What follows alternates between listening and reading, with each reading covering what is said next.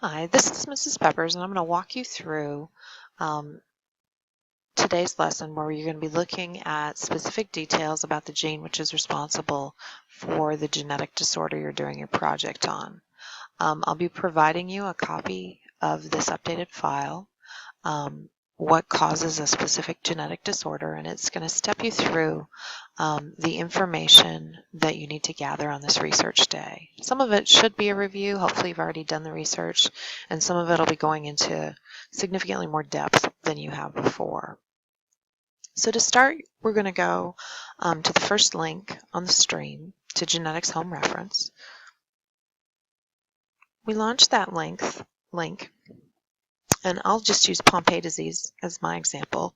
You enter your disease disorder name, and you click on the hyperlink for your condition, and you should see a familiar site. Hopefully you've already paraphrased this information.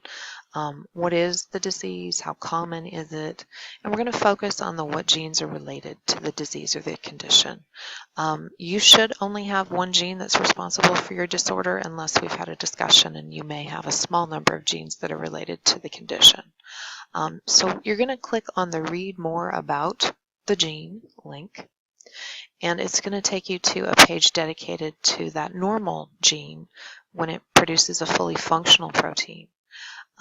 So you may choose to paraphrase this information because you need to compare the normal function of the gene to when it's mutated, why it doesn't work, and how that causes the phenotype.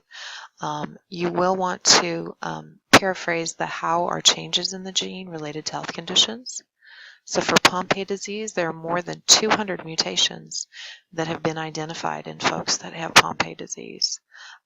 Many of them are single point mutations that cause one amino acid.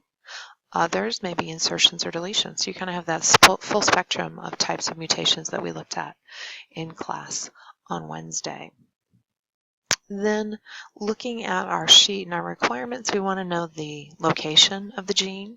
Again, humans have 23 pairs of chromosomes, so they're numbered. The autosomes are pairs 1 through 22, and the sex chromosomes are the X or the Y chromosome. So this particular GAA gene is located on chromosome 17. Chromosomes have a pinched structure. The shorter arm is called the P arm. The longer arm is called the Q arm. Just for orientation, you don't need to know those details. This particular gene is located on the long or the Q arm. It's kind of on the tip of chromosome 17. And what we're going to do after we've summarized our chromosomal location, we're going to scroll down to finding additional information. And you're going to go to this very last link called Research Resources. So finding additional information, Research Resources, and you're going to click on that link.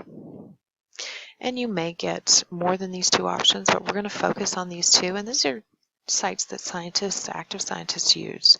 We're going to click on the NCBI gene site, which is also the second link on the stream. But it'll preload the page that's specific to your gene.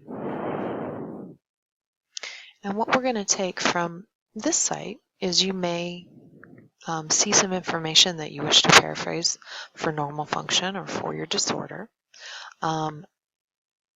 You want to notice how many exons there are. So as you scroll down in the genomic context here, the second link again reiterates where it's found, chromosome 17, the Q arm in this region. It has 21 different exons. So if you think of the spliceosome as being a little set of scissors and glue, when that RNA, messenger RNA transcript is made, there's a lot of processing that goes on. There are a lot of spliceosomes that are actively patching this message together to create the protein. Now if you scroll down a little bit more, this section here represents different files that have been uploaded by scientists and published. And the rectangles, anywhere there's a rectangle, that's representing an exon. And the lines with the arrows on them represent the introns. So you can see how much data has been generated to let us understand the structure of this gene. Now what you want to do is mouse over the gene name. So it should be in blue and it should be on the top of all those associated files. You're just going to mouse over that gene name and you may take a moment. And you want to note the length of the gene. So this particular gene is over 18,000 nucleotides long. So that's looking at just a single strand that obviously will have complementary base pairs, but sequencing just a single strand, it's 18,351 base pairs in length. And one thing you can do to really kind of get an appreciation for that is click on this middle link here, the FASTA view, and that'll launch a page where you can actually see your gene sequence.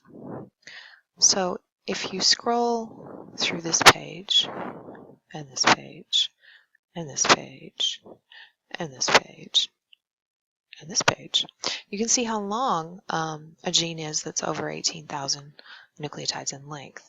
Now this includes, it's primary assembly, so it includes some of the introns as well. It includes the introns and the exons. You'll notice we're not starting right here with the start codon. That's a piece that molecular biologists and bioinformaticians look for using computer programs. So this piece is for your information. What we can do now is go back to the gene-specific information, and to address the in-depth understanding, question 4, if you scroll down to the bottom of the page, these are recent articles that have been published. So if we look at this one here, published last spring, it's saying they found some new mutations, and they've described those. So you can read through the synopsis. You can try and go to the WakeMed library if you want to download the full article. But see if you can make sense of what some of the new findings are in relation to the genetic disorder that you're studying. So your classwork today, you want to have your notes section updated to include this information. And then for Friday, you want your essay to progress. So we're going to need to extend our essay beyond our introductions and get into the meat of your discussion.